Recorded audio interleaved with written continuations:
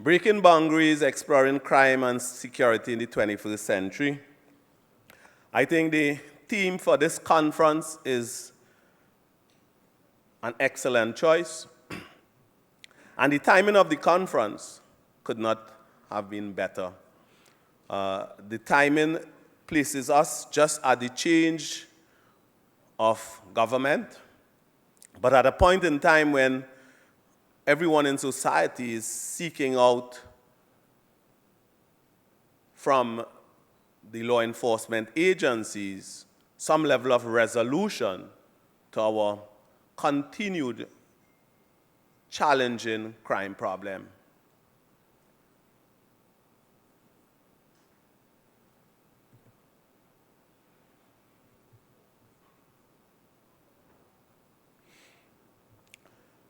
I had a choice to choose many things to present for this conference, and for me, it might have been best positioned to use what has been working for us over the last few years, GPS tracking. The issue of reducing homicides and shootings is the next question, but over time we do in fact hope that we can get to the point of satisfactory reduction of violent crimes in Trinidad and Tobago, where violent crime will not be a major concern to the citizens of this land.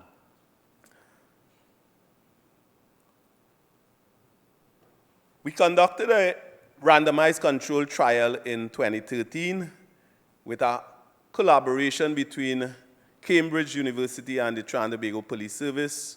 Lead on that was Professor Sherman, supported by an entire team from Cambridge and some local personnel.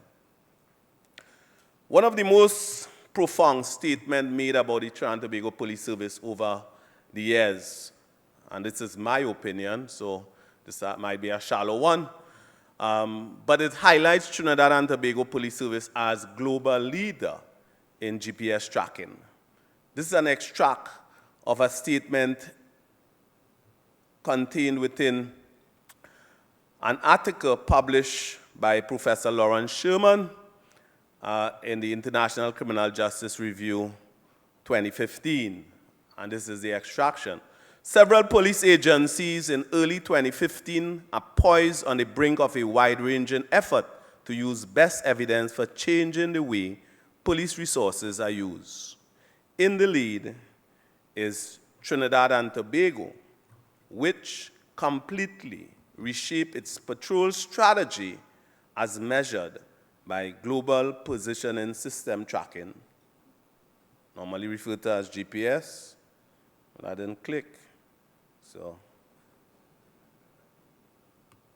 unless this thing is working automatic, it was resting down and my slide going forward. Yes. Which completely reshaped its patrol strategy in 2014 to focus on homicide hotspots.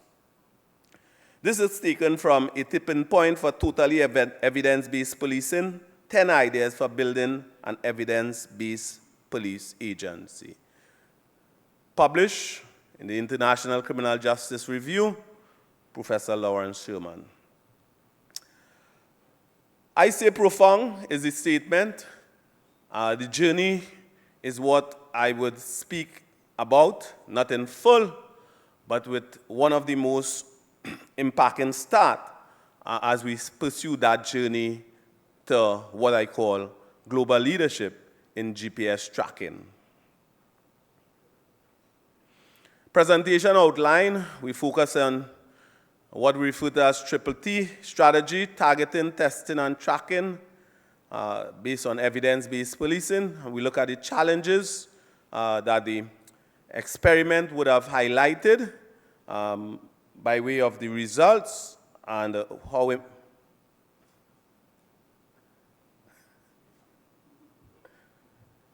impacting it is for us to use those results. Targeting. Where and when is violent crime clustered in Trinidad and Tobago? Trinidad and Tobago from a policing perspective, is looked at using geographical divisions. 9 such geographical divisions, Tobago being one, and 8 spread across Trinidad. When we look at those geographical divisions, what we have discovered is that the land space of Trinidad and Tobago, 1% of that land space, we have contained within that all serious crime in Trinidad and Tobago. 1%. Total land space accumulated, 1%. I want to emphasize that. It shows how little, by way of the geographical land space, crime is featured in Trinidad and Tobago. 81% of homicides in the period running from 2009 to 2013, January 21st, 2013, 81% of the homicides contained in 4 divisions. And those 4 divisions are normally referred to as the divisions spanning the east-west corridor. Western Division, Port of Spain Division, Northeastern Division, and Northern Division. What we have recognized by way of background is that the hot times for homicides during the period 2009 and 2013 was the period 6 p.m. to 2 a.m. Now, this entire presentation is positioned at a point in time, 2013. So 2015, there will be changing circumstances, but I'm speaking about 2013.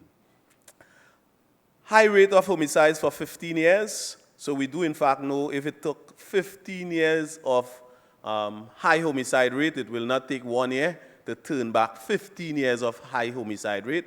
So we have to work steadily to turn back those 15 years. Firearm use in 70% of all homicides. And in 2012 budget, government gave the police service a mandate to reduce violent crime by 50% over 3 years. Those 3 years will span 2013 to 2015. So we would look at the end of 2015 to see what was the impact in reducing violent crime in Trinidad. If we take a spatial and temporal concentration of homicides in Trinidad and Tobago, using the number of 1,354 for the time span that I highlighted, and this number is taken because we are looking at homicides for which we can identify location and time that they would have occurred, but the span of time would have had 1662 homicides. So those numbers I wanted to grasp, 1662 homicides, but for the purposes of this analysis, we used 1,354 because we are looking at the time when they occurred and the location that they would have occurred. Others, we would not have been able to verify clearly the time they would have occurred. Homicide by time of day, all the divisions in Trinidad and Tobago, what we see by way of that analysis, 48% would have occurred within an 8-hour span, and that 8-hour span is between 6 p.m. to 2 a.m., which we refer to as nighttime. So dominant in Trinidad and Tobago, we were seeing homicides being committed, not in 1 year, over many years, tabulated together and analyzed, nighttime being the dominant period for the commission of homicides. This places a clear picture of the 4 divisions I spoke about, for which 81% of all homicides. Port of Spain, Northern, Northeastern, and Western. And again, you see highlighted that time span, highlighting the highest level of homicide taking place 6 p.m. to 2 a.m. By way of design, we designed what we refer to as ICPS hotspot patrol experiment on an hypothesis: more patrol time in hotspots of violent crime will reduce harm levels from that crime. And when we speak about hotspots, we are speaking about small geographical spaces with high concentration of crime. And in this particular instance, we are speaking about violent crimes. Murders, shootings, woundings, those are the type of violent crime of focus. By way of organizational framework, we have assessed the stations in Trinidad and Tobago. We found 45 stations for which hotspots were featured, and we utilized 40 such police station districts, for which Cambridge recommended, and I accepted for this hotspot patrol experiment. Police districts were used as against just the hotspots, because hotspots, we would have identified 240 hotspots, but they are contained in police station districts, and we use the police districts as the unit of analysis. Eligibility criteria. Districts located in Trinidad and not Tobago were used and ranked in the top 40 for total number of violent crimes, and we utilized January 1st, 2012 to July the 15th, 2013 to tabulate the number of violent crimes and their concentration in hotspots. We use Trinidad as Tobago at the point in time had no violent crime hotspots. So Tobago was not featured as part of the experiment. While I spoke about 45 such station districts, we took the top 40 and we ranked them. The design districts ranked in descending order from highest to lowest in pairs, based on the total number of violent crimes. So the first two highest paired off, and we did the same coming down with 20 pairs. Then we did a random assignment of the two in each pair. One district randomly assigned in each pair, so that at the end of the day we would have 20 for the purposes of treatment, and 20 we'll use as control. For the purposes of the experiment, we looked at a 90-day span, September to November 2013, and we used for our baseline the period of June to August. There was no buffer zone available. This highlights a map of Trinidad and Tobago and some of the districts and the stations for which fell within control after the random distribution, and stations which fell within the experiment. St. Clair, Barataria, Chaguanas, Caroni, St. James, Cunupia, Mova, La Oqueta, Aruca, Monrepo, Pinal, Point Fortin, Rio Claro, Princess Tong, St. Joseph, and there's a small typo there, St. Madeleine, St. Margaret, Tunapuna, and Woodbrook. So those are the experimental stations, and you see the others are the control stations. We would have applied hotspot patrol to the experimental stations. We continued patrolling as per usual in the control station locations. We utilize the triple T of evidence-based policing, that's targeting, testing, and tracking. We look at police districts by scaling up from spots, that's hotspots, to a district level consideration. And we use a randomized control trial for testing. And we track using GPS, fitted patrol vehicles, and we did a feeding back of the data to the patrol officers at Comstat meetings at station level. This was the first district level hotspot patrol experiment globally. Not the first one in Trinidad. The first one globally, when you analyze all the experiments done on hotspot patrol, was the first one at district level. We compared hotspots with more or less patrol. What we discovered is, by way of looking at the previous experiments, not one compared entire station district, not one focused on gun crime, and not one utilized GPS-based Comstats. So this was the first. So featuring globally. By way of the infrastructure, the GPS infrastructure that we use for the experiment, what we had is a central location where we had the IntelTrack GIS software solution, which was purchased by the Trinidad and Tobago in 2011, and now being effectively used in 2013. Station vehicles, we had 70 GPS previously, and during the course of the experiment, we expanded to 900 GPS tracking devices in our police vehicles, and also utilized some handheld sets. What we had by way of that infrastructure is one logger at headquarters, which collected all the coordinates and then transferred to the database.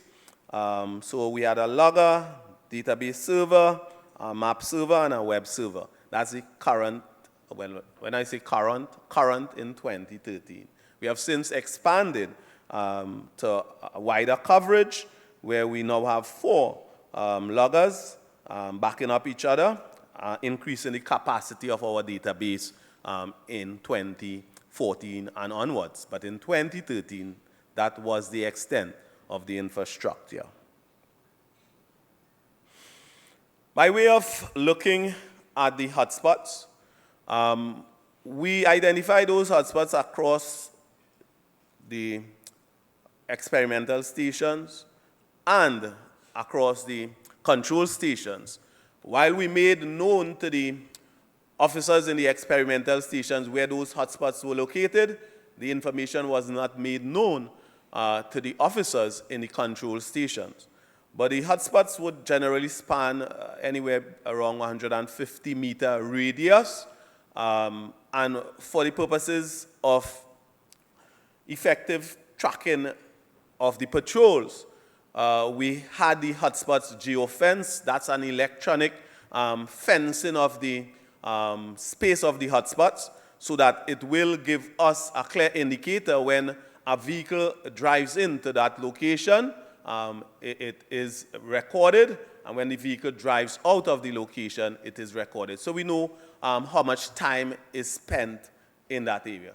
Now, that is the basic theoretical layout for it. When we went about this experiment, the extent of the experiment almost overloaded our system because the GIS infrastructure was limited. And in those circumstances, we had a series of glitches with the GPS, and therefore the collection of the data was placed into some level of questioning. But that will be spoken to later down. Let's look at tracking with GPS. This features a journey map. A journey map using a location of Barataria with a shift A using a vehicle PDA 2265. So this is not a hypothetical example. This is a real example of a vehicle PDA 2265. And at that point in time, it was a new police vehicle, all gotten afresh by the then government, providing the police service with an increase in mobility, 332 additional vehicles, which we effectively utilized in the experiment.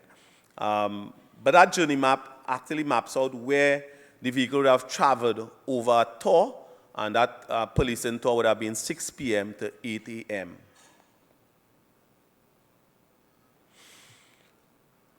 We use GPS as a management tool for the purposes of the police service, effort on hotspot patrol, but also for the experiment. And the GPS data, the raw data, was effectively tabulated, and we look at a graphical representation of total patrol time by officers, total hotspot patrol, individual hotspot patrol, and hot time patrol. And hot time, as I mentioned before, nighttime was the hot time, 6 p.m. to 2 a.m. was the hot time for violent crimes, especially homicide. What we did is improve the plotting of crime. Historically, we plotted based on officer reports and addresses, but we needed to improve that. And we assigned to the officers visiting crime scenes, GPS handheld sets, which they would have taken the direct coordinates of the crimes when they go on those crime scenes and plotted it. And then we would have transposed that on the GIS mapping system. This reflects a photo of one of the district ComStat meeting. Officers at the meeting would have been given feedback on the patrols that would have taken place in their district. The supervisor, sergeant, or inspector would have been the one commanding the engagement, and there would have been continuous monitoring of the patrol levels and continuous setting of priorities, not limited only to patrols, but setting of priorities as to what the officers wanted, what the supervisors wanted the officers to do while they were out on patrol. What we know, bi-weekly ComStat meetings happened in the experimental stations about 85% of the time. So there was some default factor for the meetings. There are many reasons officers would have chosen to say why meetings would not have been held at a given point in time and at the stations, but 85% of the time those meetings would have been held. We never held meetings in the control stations, and that is quite obvious. Why? Because we were not running the hotspot patrols in the control stations. They were all being run in the experimental stations. The experimental station had hotspot maps, and those maps would have been made to the officers so that they could have utilized for familiarization of the various locations of the hotspots in their station districts, so that they could have patrolled effectively those hotspots. We provided no maps to the control stations. So therefore, there was no way for the control stations to patrol the hotspots in any direct way, because they did not know where those hotspots would have been located. And quite obviously, there was no GPS output to the control stations because we did not effectively cover the control stations. What we did not know: how many minutes of hotspot patrols were delivered in the experimental station versus the control stations.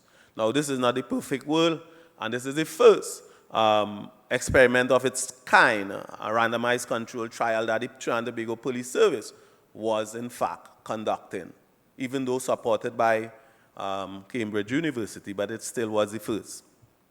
We did not know how many arrivals and departures took place. We were unable to then develop the mean minutes per visit, and the Cooper curve after each patrol visit, we were not able to effectively establish. Cooper curve really speaks to Professor Christopher Cooper in 1995, identifying that the optimal time that one should spend in a hotspot location is around 15 minutes. After that, there is a waning of the effect, the deterrent effect that will flow from the patrol, and this was identified in the realm of experiments as the Cooper curve. We also did not know the total patrol minutes in experimental stations versus the control stations. Again, we were challenged with the GPS data, and the collating of the data over time. And I'll speak to what would have given some impact by way of those challenges.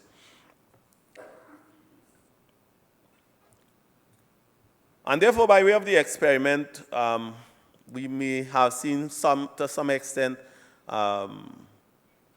relevance to what is referred to as the Horton experiment, where you approach by way of the hypothesis and what we pursued, but not necessarily gaining the true benefit quite consistent with what we would have been in the first instance set our hypothesis for and pursuing.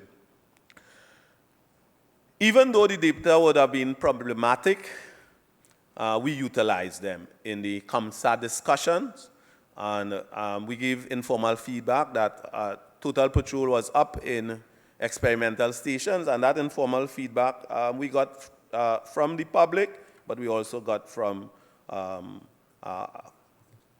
focus on the patrols that were taking place in those experimental stations.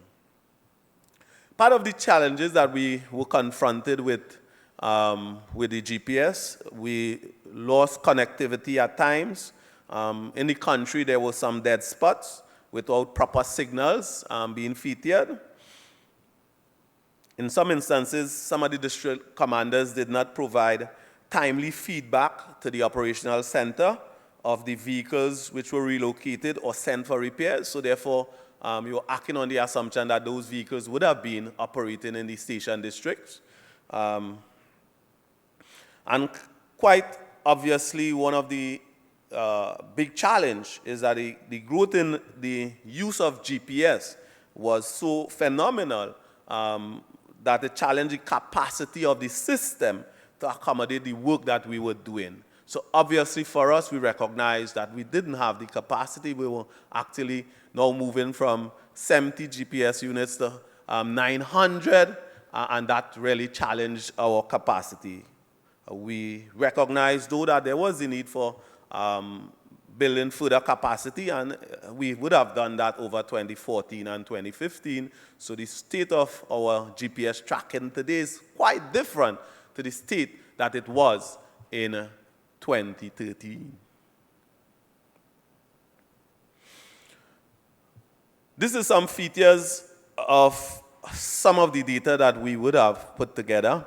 Total patrol and hotspot patrol, looking at Aruka station, 4 shifts, and what you would see, the patrol time in hotspots would have been pretty low compared to the total patrol time at the station. So the blue signifies total patrol time, red signifies patrol time in the hotspots. And that was pretty low, but there was clearly some level of consistency that in all the shifts, they were patrolling the hotspots.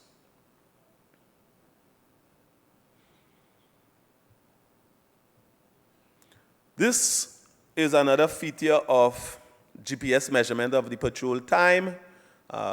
This is another feature of the station, 4 shifts, and the shifts are headed by different officers, generally sergeants, and you would know that from that time to now, police service has a lot of acting sergeants.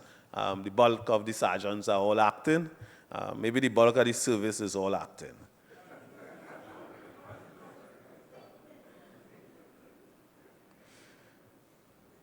As we look at the journey maps, we took the journey maps at the level of the ComStat meeting. We took the journey maps and compared them with the hotspot maps. And here it shows on the right the hotspot map, and on the left the journey map. And it shows how much time would have been spent in the hotspot, very little. Whereas the patrol, all the lines of blue shows that the vehicles would have been traveling at all those points during the course of a patrol. That is what the journey map actually features. Today, a journey map will be completely different because the levels of hotspot patrol is quite distinct from the point of our experiment. The results out of the test showed 41% reduction in homicides and shootings compared with the control group. I would just want to take you to the next slide where we did some reflection on trend, because that standing out by itself may not mean much. But if we take a journey backwards from the point of the experiment having been conducted, we took a journey backwards, looking at the crimes in those treatment and control stations, knowing for a fact they were not treatment and control stations in 2012. They would have been only treatment and control stations at the point of the experiment. But we took a journey backwards in time, and what you would see is a similar pattern of the treatment stations and the control stations. The control stations are in blue, the treatment stations are in red. And then you would see at the point of the experiment what has happened. It's almost, if you just twist around, you would see almost a 90-degree angle, blue and red line at the point of the experiment. If we go further by way of looking at the data, the crime data, at the point of the experiment, we use the baseline of the 3 months before the experiment, and we were able to identify almost the same number of murders, shootings, woundings in the experiment stations as the control stations.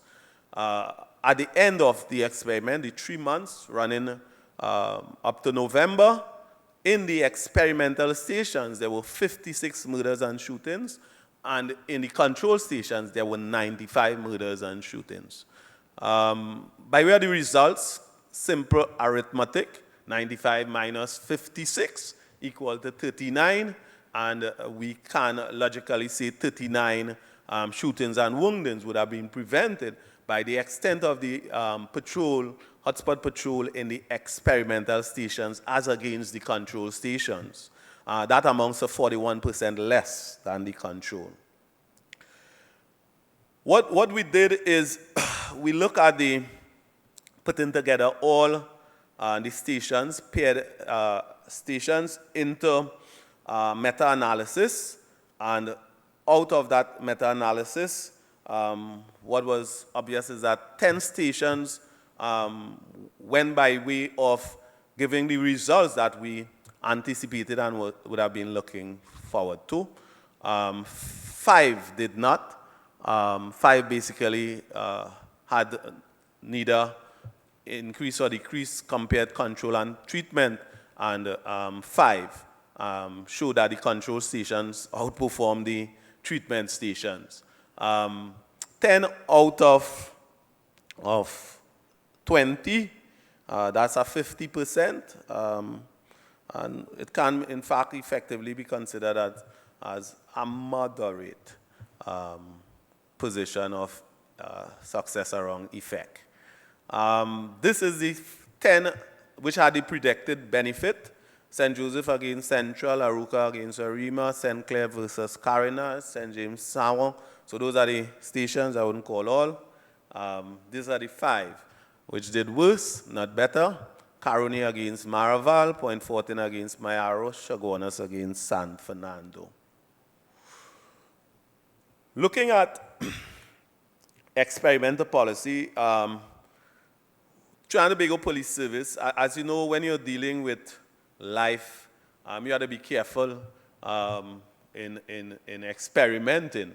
And what we sought to do is the early indicators of the results.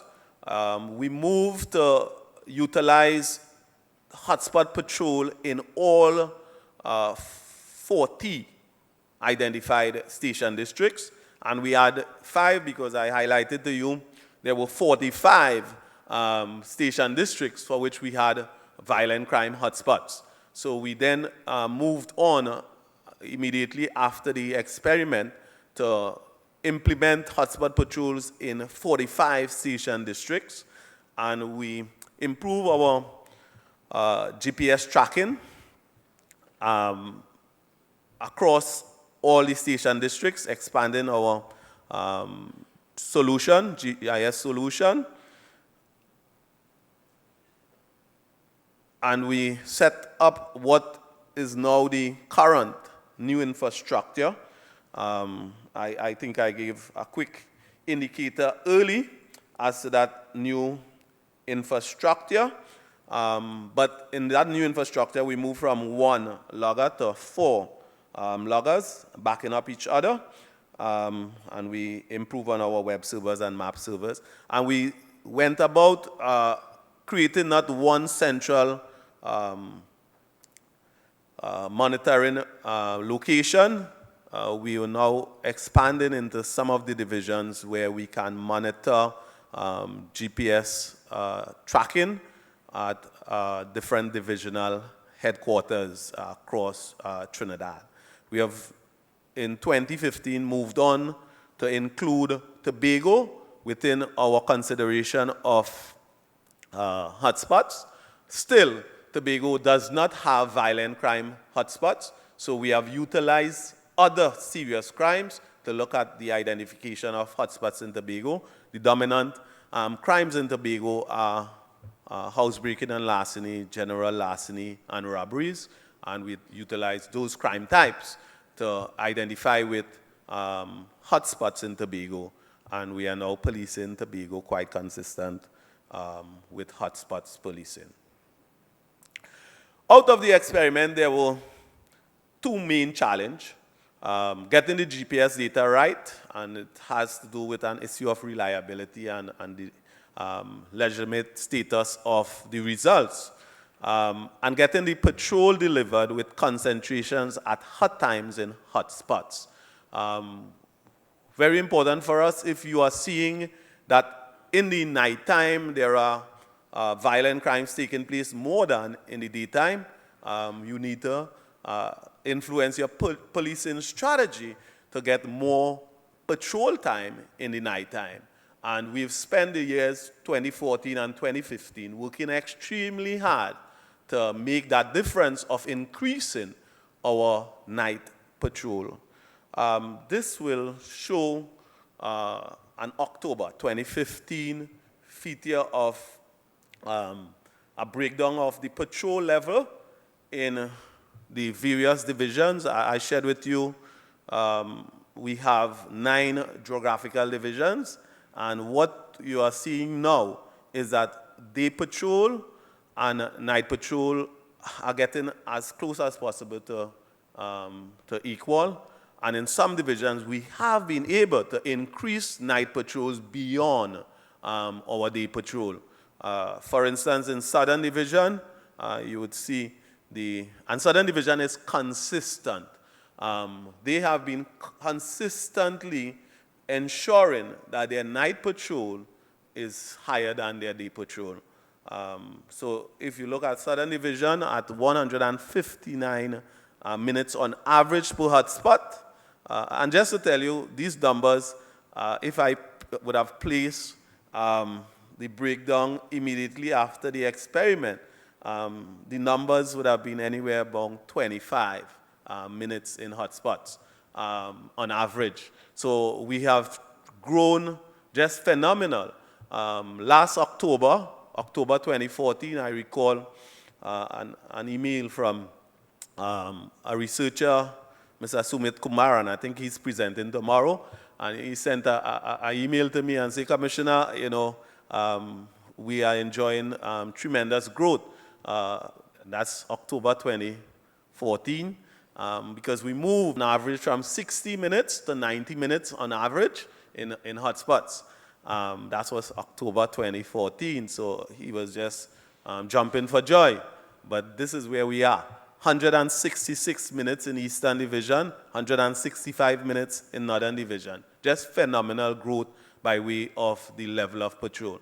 So in Trinidad and Tobago, our patrol levels have increased phenomenally.